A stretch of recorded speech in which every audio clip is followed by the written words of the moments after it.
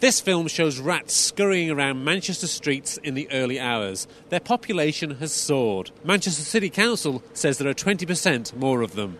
And it's here in Chinatown that the problem's worst.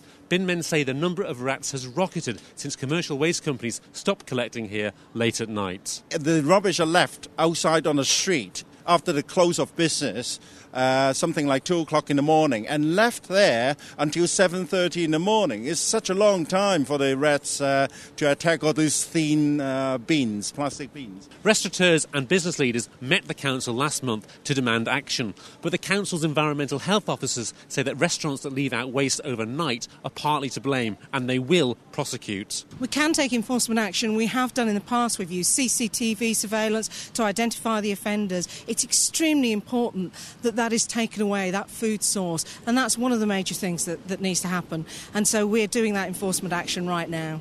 Why do restaurants leave it outside on the street? Well, mainly because of their business hours and the operating hours.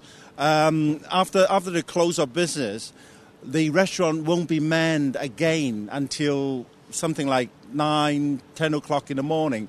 I think that will be the earliest. I can't speak on behalf of all the restaurants. They may have early shift coming in. But it will be difficult for someone to come in something like 7 o'clock in the morning to start that early. But the council says you shouldn't leave waste outside, food waste outside overnight, doesn't it? Well, I'm not aware of that, but all I'm aware of is that nobody is allowed to place any rubbish outside on the street before 5:30 or 6 o'clock in the evening. Has the rat population exploded in the last few years? Certainly, definitely. And it's not just particular to Manchester, it's reported across the UK from all pest controllers, yes. Well, the main thing is to deny them food. If you're piling food outside on the pavement, as we see here, then you're feeding the rats. The simplest thing, whether it be a domestic rat problem or a commercial rat problem, is to remove the source of the food. So keep any waste in tightly closed bins. If you have a surplus, don't pile it outside on the pavement.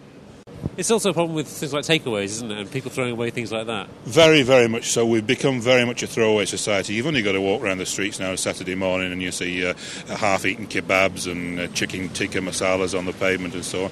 And that provides, not only does it provide food for the rodents, but it's competition for us, because if you were a rat, which would you eat? Some rat poison or a nice piece of chicken masala, you know? It's a no-brainer, isn't it? Well, we are now looking into ways of collecting the rubbish, especially from the restaurants, because that's the thing that really attracts the rats and the mice. The method of collection of the rubbish as well. Other problems like fly tipping into Chinatown. Now, these are several problems that we have been discussing with the council for the last few years. It's always ongoing, but now we are more confident because the city conversation is now pulling everything together, different agencies and different departments. So we are discussing with street management, environmental office, pest control, and waste management companies as well. You know, so hopefully putting everything together, we can go to the root of the problem. Some of the restaurants would like waste collections at midnight or after that. Can the council do that? The council can't do that. It's commercial waste collection. But one of the things we are doing is working with businesses that collect commercial waste to say, can you be more flexible in your arrangements? Some of them, I think, have got a bit concerned because they've caused noise problems and they're concerned that they're going to be falling foul of noise legislation.